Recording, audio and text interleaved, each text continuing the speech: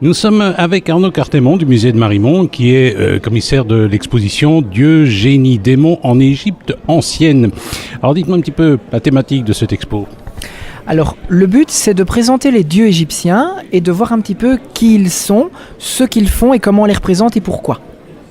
Alors on découvre notamment un certain nombre de choses. On a toujours une vision européenne de la mythologie égyptienne. Ici, vous avez votre message, c'est de nous dire oubliez tout ça. Tout à fait. Il faut arrêter de toujours tout percevoir par rapport à notre système de pensée. Quand on parle de la civilisation égyptienne, on parle d'une civilisation qui n'est pas européenne et qui est plurimillénaire, qui s'est éteinte il y a plusieurs millénaires. Donc il faut s'ouvrir un petit peu à leur mode de pensée et désapprendre notre façon de faire, ce qui n'est vraiment pas chose facile. Nous sommes avec Arnaud Cartémon, commissaire d'exposition Dieu, génie, démon en Égypte ancienne. Alors on a l'impression que c'est une religion ou des religions. En fait, le mot religion, ils n'ont pas vraiment la même vision que nous. Tout à fait. La religion, puisqu'il faut bien employer le mot, en Égypte ancienne, n'est pas un ensemble de dogmes auxquels on souscrit ou pas comme dans nos religions occidentales. C'est une façon de présenter le fonctionnement du monde et d'expliquer non seulement son fonctionnement, mais de pouvoir le garantir, notamment dans ses cycles, le cycle du soleil qui va se lever tous les jours, de renaître, ce genre de choses. Et en plus, on se rend compte de plus en plus qu'il n'y a pas d'uniformisation de ce système de pensée. En Égypte ancienne, rien ne s'oppose à ce que, au nord, une ville prenne un dieu comme créateur, et qu'au sud, une ville prenne un autre dieu, rien ne s'y oppose, tout peut s'interpénétrer, et ce sont des éléments différents d'histoire qui s'additionnent pour former un mythe encore plus grand. Nous sommes avec Arnaud Cartémon pour parler de l'exposition Dieu, génie, démon en Égypte ancienne qui se tient ici au musée de Marimont. Alors moi j'ai toujours cru que les Égyptiens vénéraient les animaux. Je me suis gouré ? Oui et non. De nombreux ouvrages ont écrit et de nombreux documentaires ont expliqué que les Égyptiens vénéraient les chats, les chiens, les scarabées, les crocodiles, les taureaux, un peu tous ces animaux. En fait, il y a deux choses différentes. Il y a les animaux multiples, les chats, les chiens. Un animal équivaut à un autre. Ça n'a pas vraiment d'importance. L'animal va être sacrifié, on va le momifier, on va l'offrir comme cadeau à une divinité. C'est une simple offrande. Par contre, en face de cela, on a des animaux dits uniques. Uniques à cause d'un pelage particulier, d'une forme de corne. Et à ce moment-là, l'animal va être perçu comme étant le réceptacle d'une partie d'entité divine.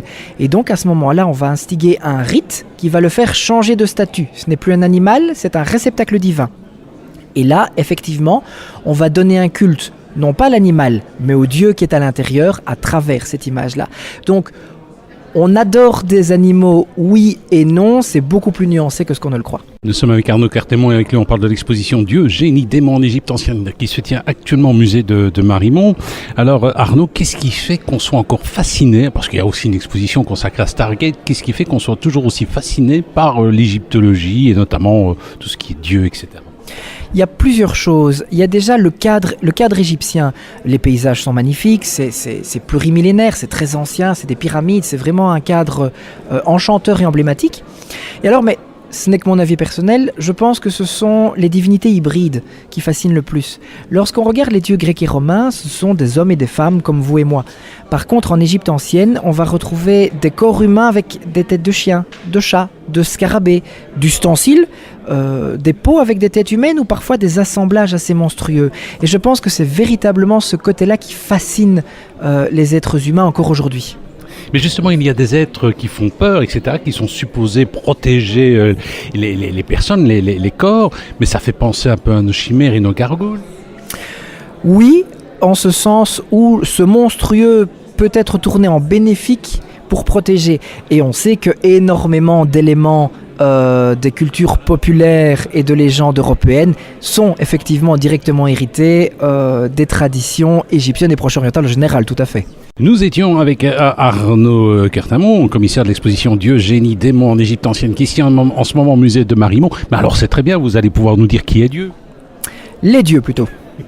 Les dieux. Je ne connais pas deux dieux, je connais des dieux. Alors évidemment il y en a plusieurs, hein, ça manque pas. Oui, est-ce que c'est exhaustif cette exposition? Est-ce que tous les dieux sont évoqués? Non, pour la simple et bonne raison qu'il y a un titre de prêtrise en Égypte ancienne qui est le prêtre des dieux dont on ne connaît pas le nom. Voilà, donc finalement il y a autant de dieux qu'on veut bien en avoir. Est-ce que tout un chacun peut devenir Dieu? Tout à fait. Dès qu'un homme ordinaire décède, il va bénéficier d'un culte funéraire et c'est justement ce rite par l'encens qui va le transformer en Dieu. Donc finalement nous avons tous une part de Dieu en nous.